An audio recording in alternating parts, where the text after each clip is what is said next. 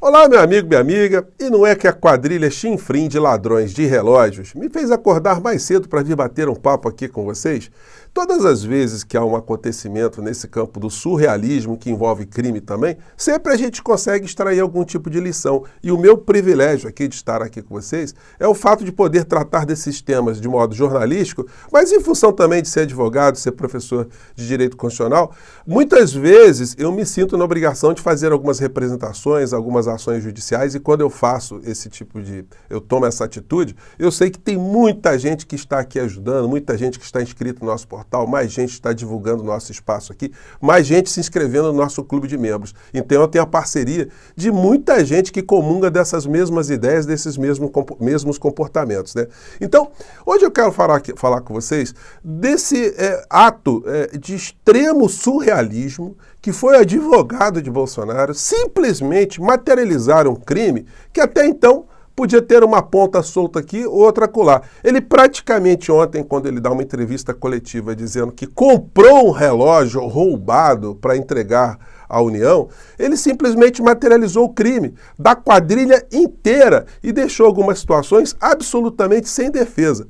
Bom, vou conversar com vocês sobre essas situações, sobre algumas outras que poderão advir em função dessas que aconteceram ontem, como, por exemplo, a decretação de prisões preventivas. Mas, antes de mais nada, quero convidar você que está chegando nesse instante ao nosso portal e não nos conhecia, para que você venha fazer parte aqui também do nosso espaço. Se inscreva aqui conosco, mande seu comentário, seu joinha, compartilhe os nossos vídeos e, se puder, se inscreva também no nosso clube de membros, que é uma ferramenta adicional que o YouTube coloca à disposição de você que quer ficar mais engajado, quer prestigiar mais o seu portal predileto, tá bom? Então, vamos seguir em frente. Gente, ontem eu comentei com vocês e mostrei uma reportagem dessa compulsão do Bolsonaro por joias, né? Porque joia é um negócio que é usado universalmente para lavar dinheiro, para esconder dinheiro ilícito. E ele já tinha esse acúmulo de joias lá atrás, porque adquiria joias com dinheiro dos gabinetes ali, né, dele, dos filhos, enfim, as rachadinhas, transformava isso em joias e colocava num banco, ele com a esposa dele da época, né? E quando ele separou dela, ele foi ao banco e tirou tudo. Ele deu um golpe na esposa, deixou ela lisa. Ela entrou na justiça, foi na polícia, fez uma representação contra ele, na ação judicial, enfim.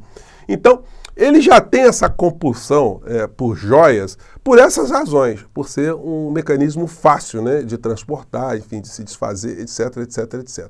E aí, quando ele sai do Brasil, o Bolsonaro, eu fiz uma representação aqui, junto à Procuradoria-Geral da República, dizendo que aquele fato dele estar saindo do Brasil usando aeronave sem nenhum amparo legal, aquilo era crime e ele tinha que devolver todo o custo que foi gasto, né, todos os gastos ali, do deslocamento de duas aeronaves, porque foi uma na frente, que eles chamam de aeronave precursora, e depois foi aqui estava ele, e também as joias que estavam sendo roubadas aqui do Brasil.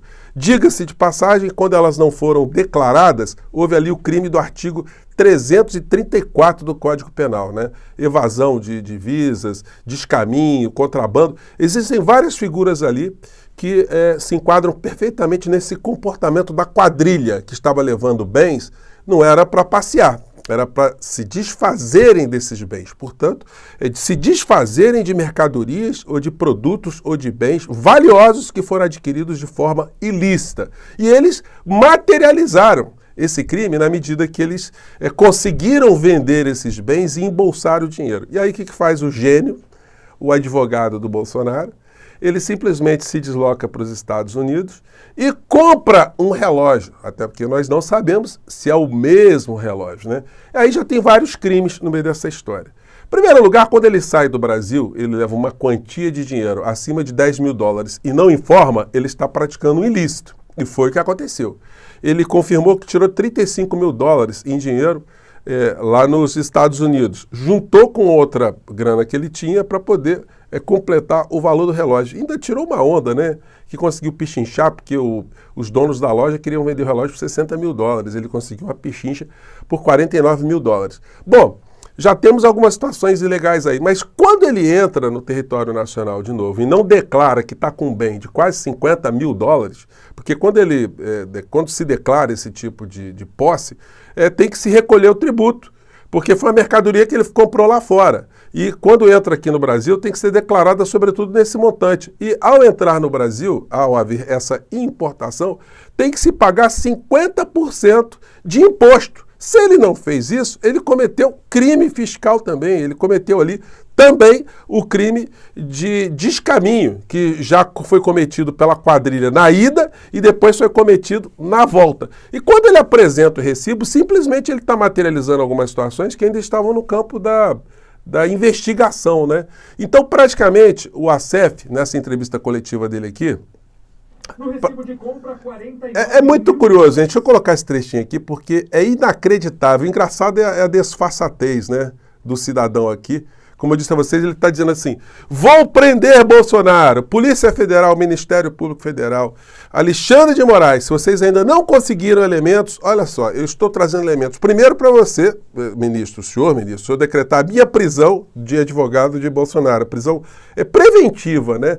Porque está mostrada ali no comportamento que não tem limite na figura ali com os antecedentes que ele já possui. Então, já cabe aí uma preventivazinha ao colega. Infelizmente, lamento dizer isso de uma pessoa que é advogada também, mas, enfim, quadrilhas também, às vezes, têm advogados, né? Mas vamos pegar esse trecho aqui, vamos lá. Opa. O equivalente, na época, a mais de R$250 mil. Frederico Wassef fez chegar um bem de R$300 mil ao erário público. Então, eu fiz um favor à pátria e ao governo. Olha só, não tem favor não, ô bacana. É impressionante, né? O senhor achar que é assim, pegar um bem de R$300 mil. Olha aí, toma aí. Tô dando para vocês. Isso não funciona assim, gente. Não é assim na conversa de compadre. Existe todo um controle. Enfim, mas ele tá achando que engana quem? Vamos lá. Vai, filho. Governo federal e as autoridades. Na coletiva de imprensa, Frederico Wassef confirmou ter comprado o Rolex em março deste ano nos Estados Unidos. O meu objetivo, quando eu comprei esse relógio, era exatamente para devolvê-lo à União, ao governo federal do Brasil, à presidência da República. Que cara bonzinho, hein? Cara legal pra caramba, né? Mas isso tudo aí, gente, só materializa o conjunto de crimes que eles vão ter que responder.